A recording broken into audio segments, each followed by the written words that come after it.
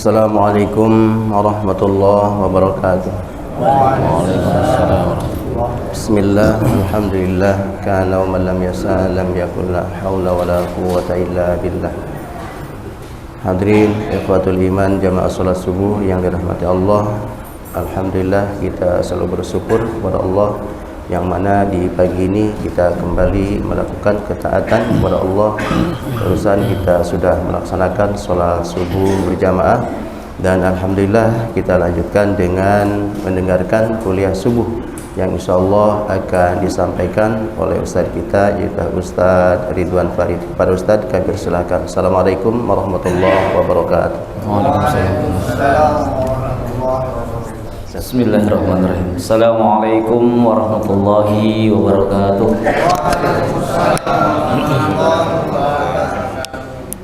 Alhamdulillah wassalatu wassalamu ala Rasulillah wa la haula wa la quwwata illa billah. Asyhadu an la ilaha illallah wahdahu la syarikalah wa asyhadu anna Muhammadan abduhu wa rasuluh. Allahumma shalli wa sallim wa barik ala Muhammad wa ala alihi wa ashabihi wa mawalah.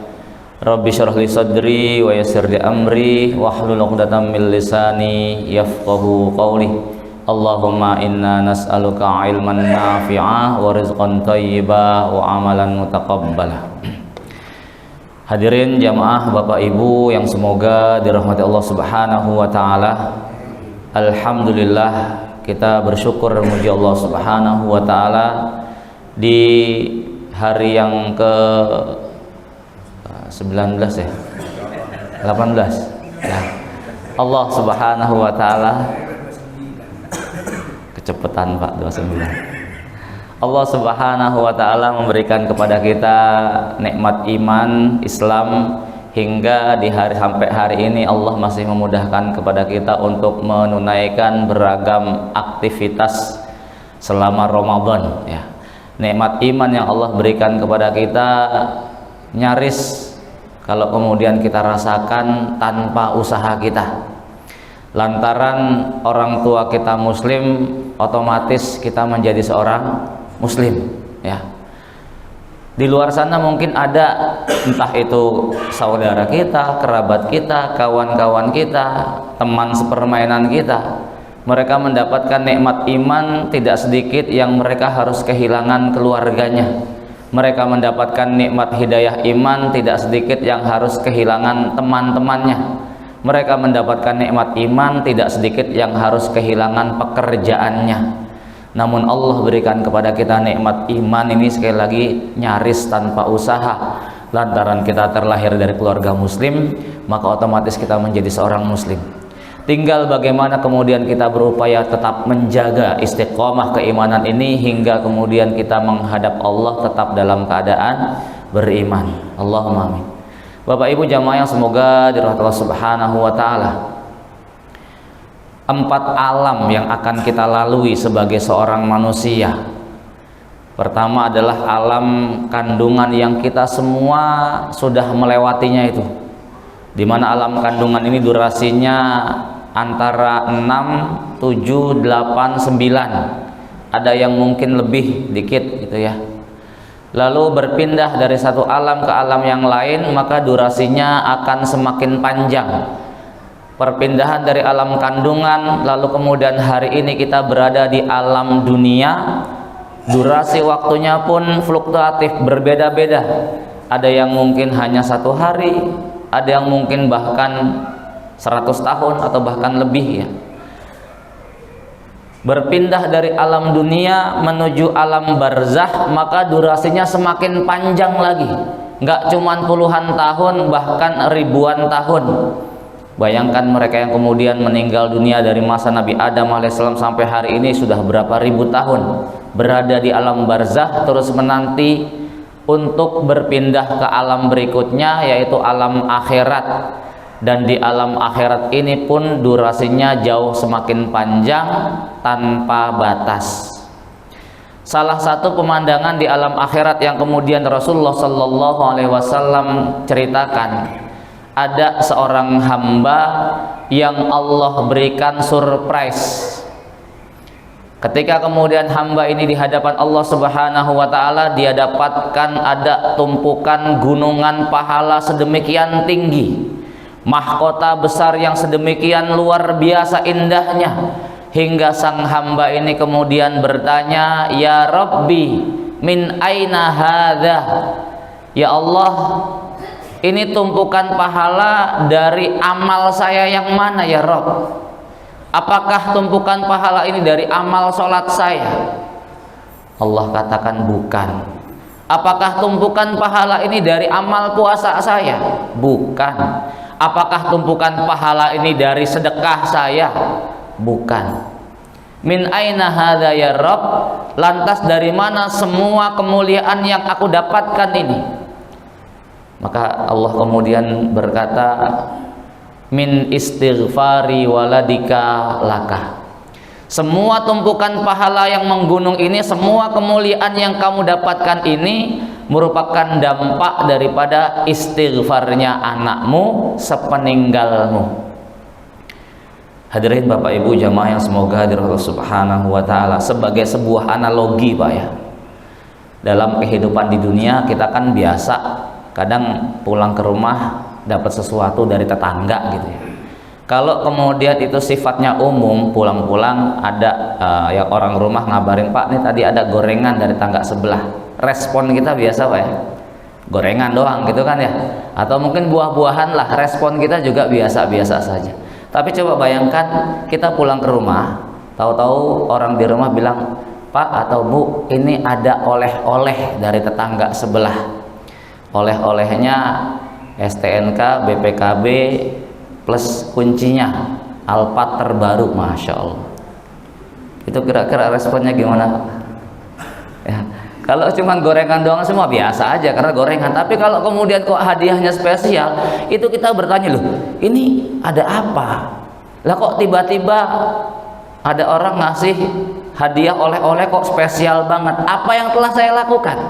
Nah, maka gambaran di akhirat salah satunya semacam itu, seorang hamba terkaget-kaget mendapatkan tumpukan pahala dari Allah Subhanahu wa taala, sementara dia bingung ini dampak dari pahala yang mana atau kemudian dampak dari amal ibadah yang mana yang dia lakukan. Dan ternyata itu bukan dari amal ibadahnya. Ternyata itu merupakan dampak dari ketekunan seorang ayah, keseriusan orang tua dalam memberikan tarbiyah terbaik kepada anak-anaknya. Kalau dalam sabda Rasulullah SAW mengingatkan, idza mata ibnu Adam atau idza matal insan, karena dalam konteks itu aslinya idza matal insan, namun kemudian para ulama mendetailkan yang dimaksud insan adalah ibnu Adam, karena memang tidak ada yang namanya manusia kecuali pasti anak cucu keturunan Adam. Jadi kita ini ganteng-ganteng begini Pak, ibu tuh cantik-cantik kayak begitu, keturunan Nabil Bu ya. Jadi harus bangga Bu ya. Kecuali mereka yang kemudian ngaku keturunan kera, itu lain lagi urusannya ya. Itu urusannya Darwin itu. Kita nggak ikut-ikutan itu ya. Nah, kita anak cucu keturunan Adam. Rasulullah SAW mengingatkan, idza mata ibnu Adam, apabila Bani Adam itu meninggal dunia, in qata'a amaluhu illa min salas, peluang bagi dirinya, kesempatan bagi dirinya untuk bisa menambah pundi-pundi amalnya, untuk bisa menambah tumpukan pahalanya selesai. Ya, selesai, sudah nggak ada lagi kesempatan. Kenapa? Karena sudah meninggal dunia. Dia nggak bisa menambah amal-amalnya. Akan tetapi bukan Islam namanya kalau bukan agama yang sempurna. Maka Rasulullah SAW kemudian menyebutkan pengecualian beberapa ya. Di antara pengecualian beberapa ini sekalipun orang itu sudah meninggal dunia, namun berkembangnya pahala itu senantiasa terus mengalir kepada dirinya sekalipun dia sudah berada di alam barzah ya. Illa min salas, kecuali 3 hal. Yang pertama Rasul kemudian menyebutkan shadaqatun jariyah. Ini kita sudah sama-sama hafal ini konteks hadisnya, secara makna hadisnya. Shadaqatun jariyatun, ilmu yantafi'u bihi, wa waladun sholihun yad'ulah. Shadaqah jariyah, ilmu yang manfaat, dan kemudian anak solih yang senantiasa mendoakan kedua orang tuanya. Bapak Ibu jamaah yang semoga dari Subhanahu wa taala, Hanya terkadang kita memahami hadis ini hanya sebatas kontekstualnya semata tanpa kemudian mencoba mentadaburinya, sehingga terkadang harapan kita itu tidak dibangun di atas landasan ilmu. Padahal kalau harapan tidak dibangun di atas landasan ilmu, ini namanya bukan harapan tapi tamanni. Tamanni itu angan-angan kosong, ya. Bapak Ibu jamaah semoga Allah Subhanahu wa taala, ketiga hal tersebut tidak berdiri sendiri. Masing-masing ketiganya diikat dengan kata-kata sifat, dengan kata sifat yang melekat pada ketiga hal tersebut. Dimana kalau kemudian sifat dari ketiga hal itu tidak mengiringinya, maka hal itu tidak akan memberikan manfaat bagi mereka yang kemudian sudah meninggal dunia. Yang pertama, sedekahun jariyah. Rasul mengikat kata sedekah dengan kata sifat jariyah. Artinya apa? Tidak semua sedekah yang kemudian bisa memberikan aliran pahala bagi orang yang kemudian sudah meninggal dunia. Hanya sedekah yang kemudian memiliki manfaat terus meneruslah yang kemudian itu pahalanya mengalir bagi orang yang sudah meninggal dunia. Contoh, kita punya anak di pesantren. Anak pesantren kita kemudian pulang ke rumah liburan, ngasih kabar kepada orang tuanya, Mi, ini pondok itu kan sumurnya masih gandeng sama warga, ndak enak kemudian sama warga, maka pihak pondok memutuskan untuk membuka donasi gali sumur supaya kemudian santri-santrinya punya sumur sendiri, nggak nebeng sama warga. Nah, ini peluang sedekahnya luar biasa. Kenapa? Mengalirkan air masalahnya. Selama sumur itu terus memberikan manfaat kepada manusia, maka selama itu pahalanya terus ngalir kepada mereka yang bersedekah. Ibu punya modal 50.000, gimana supaya terus memberikan manfaat kepada ibu, kepada bapak ketika meninggal dunia? Yang sederhana, simple, beli Quran, taruh atau kemudian wakafkan ke pondok-pondok tahfidz. Masya Allah, dibaca sama santrinya. Apalagi kalau santri pondok tahfidz itu kan bacanya nggak mungkin sekali, Bu. Ngapalin ayat itu, satu ayat bisa berulang-ulang toh, namanya menghafal. Dibaca itu Al-Quran, sedekah atau kemudian wakaf dari kita, dibaca ulang-ulang hingga kemudian santrinya hafal. Masya Allah, setiap lantunan ayat yang dibaca itu sama santri, kita kebagian pahalanya itu. Kenapa? Karena Qurannya wakaf kita. Tambah lagi santrinya ini sudah kemudian terus ngajar ke sana kemari, terus ya dia yang ngajar, kita kebagian pahala. Ini sedekah jariyah macamnya kayak begitu ya. Lalu kemudian yang kedua sama, ilmu yantafi'u bihi, ilmu yang senantiasa memberikan manfaat bukan kepada pemiliknya, namun manfaatnya juga dirasakan oleh orang-orang selainnya. Kenapa Rasul kemudian mengikat kata ilmu dengan kata sifat manfaat? Karena faktanya banyak kita dapatkan ilmu-ilmu yang kita pelajari itu sangat minim manfaatnya bagi diri kita sendiri, apalagi bagi orang lain. Coba kita merenung, kita belajar dari mulai SD 6 tahun, tambah SMP 3 tahun, tambah SMA 3 tahun, itu kalau normal ya. Kalau kemudian nunggak sekolah bisa lama itu ya, SD bisa 8 tahun gitu kan ya, tergantung gitu ya. Minimal itu 12 tahun kita kemudian belajar di bangku sekolahan, belum lagi tambah kuliah. Masya Allah. Pertanyaannya, hari ini kita sudah berumah tangga, dari sekian tahun kita belajar, yang mana yang memberikan manfaat dari ilmu-ilmu yang sudah kita pelajari dalam kehidupan rumah tangga kita? Banyak yang manfaatnya atau banyak yang kebuangnya ya. Bapak Ibu jamaah semoga Allah Subhanahu wa taala, maka dalam hal ini kita sepakat tidak ada ilmu yang paling memberikan manfaat bagi kita dan juga bagi orang lain kecuali ilmu yang berbicara tentang agama.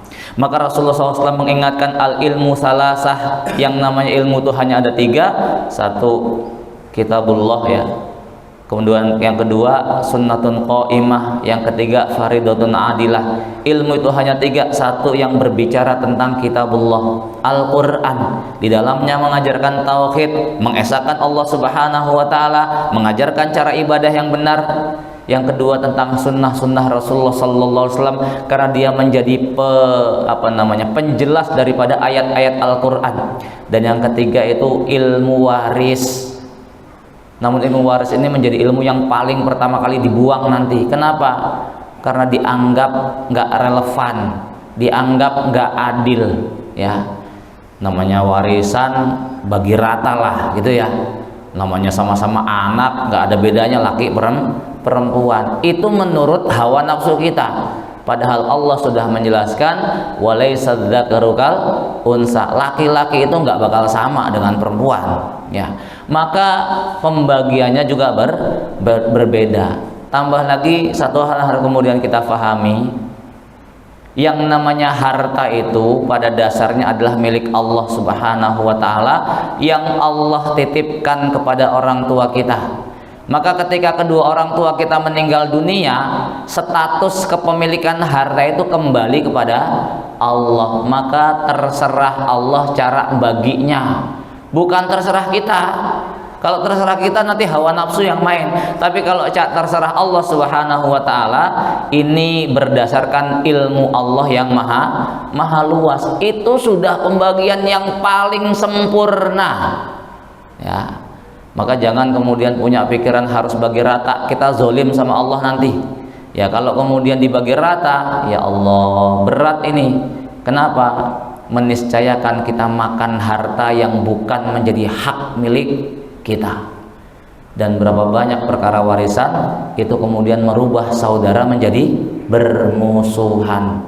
Memang yang namanya harta, duit itu nggak ada temennya kecuali kantong. Kalau sudah masuk kantong nggak bisa keluar dia, diem aja, ya. Bapak Ibu jamaah yang semoga Allah Subhanahu wa taala ilmu yantafi'u bihi, ilmu yang memberikan manfaat. Kita bisa bayangkan bagaimana ulama-ulama kita di masa lampau, usianya singkat, pendek, bahkan mungkin lebih panjang usia kita. Mereka mungkin usianya hanya ada yang 40 tahun, 45 tahun, bahkan ada yang belum sempat menikah. Sekalipun ada beberapa ulama kita yang kemudian Allah berikan usia panjang. Salah satunya imam madhab, yaitu Imam Malik, itu usianya sampai 173 tahun, Pak. Masya Allah, hampir 200 tahun Imam Malik itu usianya. Dan bayangkan manfaat ilmu yang beliau miliki, hari ini kaum muslimin terus mendapatkan manfaatnya. Kebayang berapa tumpukan pahala yang kemudian Allah berikan kepada mereka. Hari ini usia kita panjang, 40, 50, 60, 70, 80, bahkan mungkin ada yang lebih. Namun warisan ilmu apa yang kemudian kita wariskan buat orang-orang di belakang kita? Boro-boro warisan ilmu, warisan harta aja nggak ada ya. Bapak Ibu jamaah yang semoga Allah Subhanahu wa taala. Lalu yang ketiga, ini kemudian poin utama yang pengen kita sampaikan, ya, terkait dengan gambaran di akhirat tadi, ya. Waladun solihun yad'ulah, anak yang solih yang senantiasa mendoakan kedua orang tuanya. Rasul mengikat kata anak dengan sifat solih. Maknanya hanya anak-anak yang memiliki sifat solih saja yang tatkala berdoa kepada Allah, Rabbighfirli wali walidayya warhamhuma kama rabbayani shaghira, doanya sampai kepada Allah berdampak baik kepada kedua orang tuanya. Sehingga kalau kemudian kita punya anak, naudzubillah summa naudzubillah, 5 misalnya, yang solih 1, itu yang kalau doa yang nyampe itu cuma yang 1 tok. Yang 4 gak soleh, banyak maksiat, itu gak bakal sampai kepada Allah Subhanahu wa ta'ala. Punya anak, naudzubillah ya, bandar narkoba, doa Rabbighfirli wali walidayya warhamhuma kama rabbayani shaghira. Nyampe gak doanya ke Allah? Hah? Padahal Allah menyebutkan ilaihi yas'adu kalimut thayyib wal amalus sholih yarfa'uh. Kepada Allah lah setiap kalimat-kalimat yang baik itu naik ke atas, dan amal-amal soleh menjadi dongkrak untuk kemudian mengangkat kalimat-kalimat yang baik tadi. Amal soleh menjadi dongkrak untuk kemudian mengangkat kalimat yang baik tadi. Maka kalau kemudian kita punya anak keturunan kok nggak solih, terus doa punya anak ahli maksiat, punya anak kemudian bandar narkoba, punya anak kemudian senang minum, terus doa Rabbik firli, kira-kira nyampe nggak? Boro-boro kepikiran doa, mana ada orang maksiat kemudian doain orang tuanya gitu ya. Ya, doanya juga nggak hafal ya. Maka Bapak Ibu jamaah yang semoga Allah Subhanahu wa taala ini memberikan pengajaran kepada kita bagaimana kemudian kok sampai anak-anak itu mampu dan kemudian juga mau mendoakan kedua orang tuanya, tentunya tidak lepas dari peran kedua orang tua dalam apa? Dalam memberikan tarbiyah kepada anak-anaknya. Karena dalam doa tersebut itu kalimat doa itu diikat oleh Rasulullah SAW dengan kata-kata tarbiyah. Di sana ada kata kama rabbayani, sebagaimana keduanya telah memberikan tarbiyah kepadaku ketika aku kecil. Sehingga peran orang tua dalam memberikan tarbiyah kepada anak-anaknya hingga menghantarkan anak-anaknya menjadi anak yang solih dan solihah, inilah yang menjadikan doa-doa itu memberikan manfaat banyak untuk kedua orang tuanya. Bapak Ibu jamaah yang semoga Allah Subhanahu wa taala, dalam bahasa Arab orang tua itu ada dua sebutannya ya. Terkadang disebut dengan kata walidah, seperti dalam doa tadi ya, Rabbighfirli wali walidayya. Yang kedua terkadang disebut dengan kata-kata abawa. Kalau abawa ini ada dalam hadis Nabi sallallahu alaihi wasallam, kullu mauludin yuladu alal fitrah. Setiap bayi yang terlahir maka mereka terlahir dalam kondisi fitrah, suci, dalam kondisi siap menjadi hamba bagi Allah, dalam kondisi siap menjadi hamba yang solih dan solihah.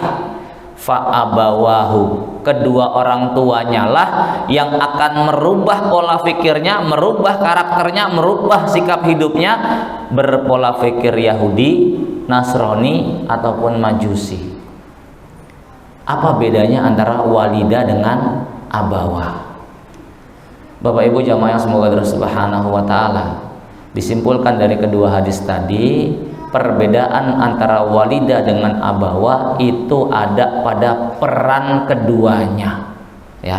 Kalau walidah itu kalau kita terjemahkan Indonesia maka maknanya kedua orang tua, ibu bapak. Kalau abawa kedua orang tua, bapak ibu. Apa bedanya ibu dulu disebut atau bapak dulu yang disebut? Nah, Bapak Ibu jamaah semoga Allah Subhanahu wa taala, ini yang bagi kami para bapak ini harus menjadi perenungan. Pahit memang, tapi harus saya sampaikan juga. Ulama lalu kemudian menyebutkan kalau anak itu menjadi anak yang solih dan solihah, lalu kemudian dia berdoa kepada kedua orang tuanya, maka yang mendapatkan curahan pahala atas kesolihan anaknya terlebih dahulu adalah ibunya. Bapaknya dapat nggak? Nah, dapat, tapi kecipratan ya. Yang namanya kecipratan itu dikit atau banyak? Dikit. Kalau diguyur baru banyak itu ya. Nah, kalau anak itu solih dan solihah, yang dapat pahala duluan itu ibunya. Karena tarbiyah dari sang ibu itu dari sebelum anak itu lahir, dari masih dalam kandungan itu kan ibunya sudah mentarbiyah, jaga yang dimakan ya, jaga ucapannya. Kalau kemudian dari ngandung ngomongnya kotor, wah anaknya bakal kotor itu ya ucapannya ya. Tapi kalau kemudian dari mulai ngandung ibunya akrab dengan Quran, dirutinin setiap hari pokoknya 1 juz, wah masya Allah, insya Allah tuh anaknya dari hafidh-hafidh itu ya. Karena ini bagian daripada tarbiyah ibu semenjak ibu itu mengandung anak-anaknya ya. Bapaknya dapat cipratan ya. Sebaliknya ini yang pahitnya Pak ya. Tapi ya gimana ya, mau nggak mau kita sampaikan juga supaya kita merenung betapa beratnya kita menjadi bapak dalam keluarga. Kalau anak itu kemudian rusak, anak itu kemudian maksiat, anak itu kemudian maaf ya, jadi bejat gitu misalnya, yang kena dosa duluan Nah, kan? Bapaknya duluan yang kemudian harus bertanggung jawab. Ibunya nanti itu belakangan ditanggung sama suaminya dulu, sama bapaknya dulu ya. Tapi peran bapak ini yang betul-betul memiliki peran yang paling urgen dalam pendidikan anak-anaknya, dalam tarbiyah anak-anaknya. Loh Ustaz, bukankah disebutkan al-ummahatul madrasatul ula? Bukankah dikatakan bahwasanya para ibu itu adalah madrasah pertama kali bagi anak-anaknya? Benar, para ibu itu adalah madrasah bagi anak-anaknya. Berarti yang namanya tarbiyah ada pada peran ibu, bukan bapak. Ya salah memahaminya kalau begini. Yang namanya madrasah nggak mungkin kemudian berdiri kokoh tegak kecuali pasti ada kepala sekolah. Ada sekolahan yang nggak ada kepala sekolahnya. Rumah tangga aja ada kepala rumah tangganya, apalagi kemudian madrasah. Itu harus ada kepala sekolahnya. Madrasah nggak punya kepala sekolah, nggak punya kurikulum nanti, ya. Nah, para orang tua, bapak khususnya dalam hal ini berperan sebagai kepala sekolah. Tapi ironisnya para bapak perannya bukan jadi kepala sekolah, cuman jadi tukang jaga gerbang sekolah. Bel masuk klunting, bel istirahat klunting, bel pulang klunting, cuma itu toh, buka gerbang, nutup gerbang. Nggak punya konsep dalam tarbiyah keluarganya, sehingga keluarga ngalir begitu saja tanpa ada tarbiyah yang mengarah kepada pengesaan terhadap Allah Subhanahu wa taala. Maka peran walidah lebih kepada peran tarbiyah pendidikan. Ya, mengajarkan tauhid, mengenalkan tentang Allah Subhanahu wa taala, mengenalkan tentang Rasulullah sallallahu alaihi wasallam, mengenalkan tentang Islam. Ini peran walidah semuanya. Adapun peran abawa adalah peran yang sifatnya pemberian materi, bikinin rumah, kemudian beliin kendaraan, ngajak jalan-jalan, beliin HP, beliin baju, ngasih makan. Ini peran abawa semua ini. Adapun peran walidah itu semua lebih kepada tarbiyah dan tarbiyah. Maka Bapak Ibu jamaah yang semoga Allah Subhanahu wa taala, kita merenung selama ini kita menjadi orang tua, apakah hanya sebatas berperan sebagai abawa yang memberikan sesuatu yang sifatnya materi, atau lebih fokus untuk pemberian tarbiyah? Dan ingat doa Rabbighfirli itu mereka-mereka yang mengambil peran sebagai orang tua yang perannya lebih kepada peran walidah. Bapak Ibu jamaah yang semoga Allah Subhanahu wa taala. Maka ketika kemudian kita berharap doa-doa anak-anak kita ini memberikan manfaat kepada kita sepeninggal kita nanti, pastikan kita berupaya untuk mengumpulkan pahala dari mereka semua. Paling tidak minimal ayat-ayat Al-Quran, doa-doa yang akan senantiasa akrab dilantunkan oleh anak-anak kita, pastikan mereka mendengar langsung pertama kali itu dari lisan kita. Surat Al-Fatihah itu kan surat yang paling sering dibaca oleh kaum muslimin toh. Bisa kita katakan, bisa kita pastikan nggak ada umat Islam yang nggak hafal surat Al-Fatihah, sekalipun dia belum bisa baca Quran. Tapi yang namanya surat Al-Fatihah pasti sudah hafal. Ini surat yang paling banyak dibaca oleh umat Islam.